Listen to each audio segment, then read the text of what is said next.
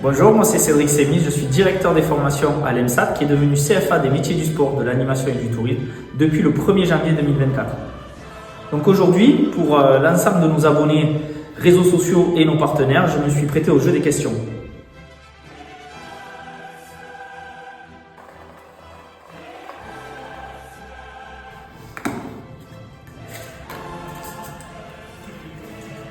Quel changement cela apporte à l'organisme de formation?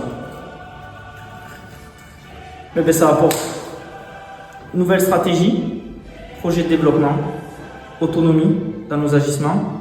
Et à ce titre, par exemple, cette année, nous avons une nouvelle action de formation qui se nomme le CAP métier du football.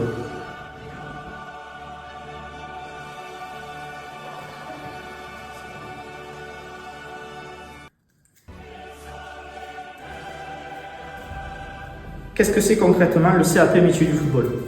Le CAP métier du football, c'est un diplôme de niveau 3 qui est rattaché à l'éducation nationale, qui a été construit, écrit en 1978, donc c'est un diplôme plutôt ancien. Et à la base, il était fait pour les jeunes joueurs qui sont rattachés à une structure football professionnelle, afin que ces jeunes puissent continuer à être rattachés dans un système scolaire, mais tout en se formant au futur métier de footballeur. C'est pour ça que ce diplôme, normalement, les textes disent bien qu'il répond à des besoins de structures professionnelles, soit de Ligue 1, de Ligue 2. Et ce jeune devait être formé, scolarisé, afin peut-être à terme de signer soit un contrat stagiaire, soit un contrat professionnel dans le club auquel il était rattaché contractuellement.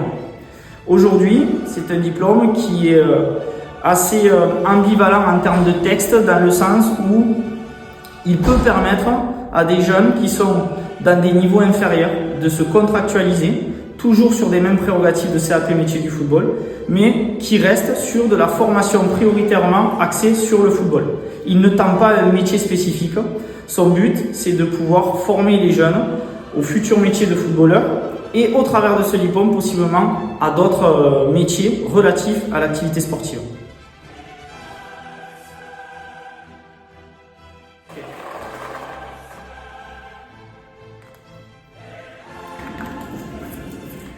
Question suivante. Pourquoi proposer le CAP métier du football?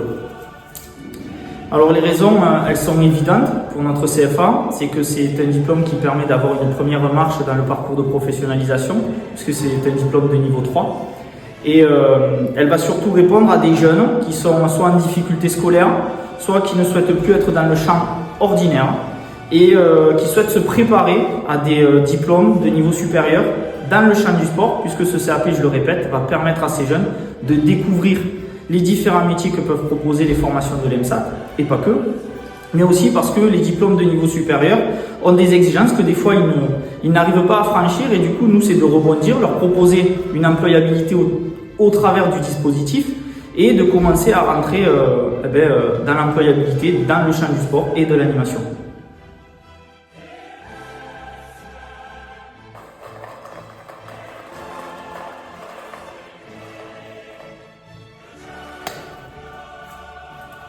Alors, la première question,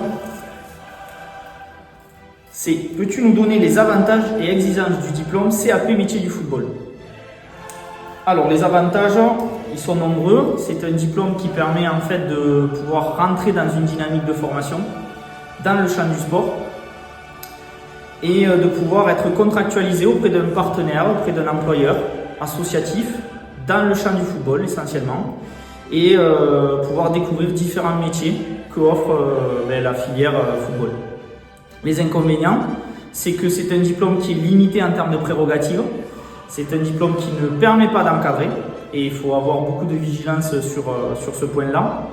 Par contre, il permet d'agir sur des missions administratives, des missions commerciales, des missions relatives à de l'intendance.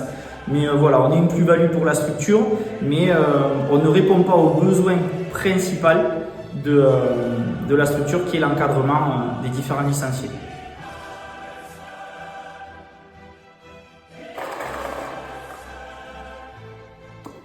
Question suivante. Et alors, c'est quoi le programme de ce CAP métier du football? Le programme, il est essentiellement divisé en deux parties. Il y a la partie technique qui est essentielle pour élever le niveau technique du joueur, puisqu'on va être sur une partie footballistique. où on va avoir des matières relatives au physique et des matières relatives à la technique, ainsi que des matières relatives à la tactique de cette discipline. Puis, il y a tout ce qui est matière générale, puisque c'est un diplôme qui est rattaché à l'éducation nationale, et ces matières générales sont relatives à tous les CAP, et ça porte sur de l'histoire, des mathématiques, du français, des matières relatives à la vie sociale et familiale, et aux missions administratives qui peuvent être jointes à une association sportive.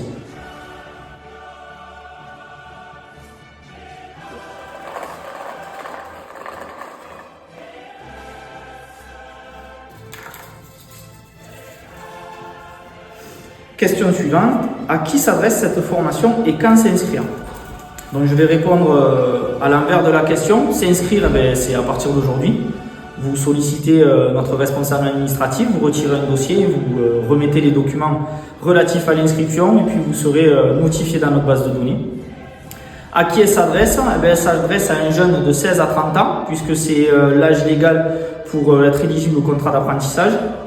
Mais nous, en tout cas, de façon plus spécifique, elle va s'adresser surtout aux moins de 18 ans, dans un premier temps, parce que c'est souvent eux qui ont soit des représentations erronées des différents parcours de professionnalisation dans le champ du sport, et donc on a besoin, nous, de les accompagner dans l'affinage de leur projet professionnel, ou sinon, tout simplement, comme je l'ai dit précédemment, ils n'arrivent pas à valider les prérequis, et donc nous, on rebondit, puisque comme on se plaît à le dire, un jeune qui s'inscrit à l'ENSAT, c'est un jeune qu'on ne lâche pas. Et après, pour les plus de 18 ans, c'est ceux qui ont envie, encore une fois, un petit peu comme le jeune, de mettre le premier pied à la professionnalisation et ensuite de se former dans une discipline qu'ils affectionnent particulièrement.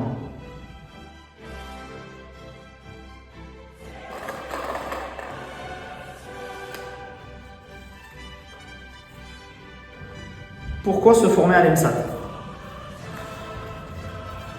Alors l'intérêt de se former à l'ENSAT, c'est qu'aujourd'hui, sans prétention aucune, l'ENSAT, ça fait 12 ans que ça existe. C'est aujourd'hui un organisme de formation référencé, spécialisé dans le champ du sport, de l'animation et du tourisme. C'est une structure qui compte 9 salariés, plus une trentaine de prestataires, chacun spécialiste dans son domaine.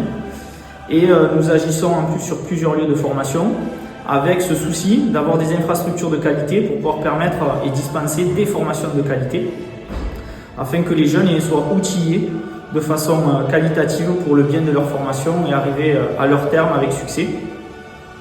Nous avons toujours ce souci de développement, nous avons toujours ce souci de répondre aux besoins du territoire, nous avons une relation de proximité avec nos structures partenaires, ce qui nous permet d'affiner chaque année nos projets de formation. Et encore une fois, nous essayons de nous adapter au mieux à la typologie de nos clients. Et ce client, c'est l'apprenant.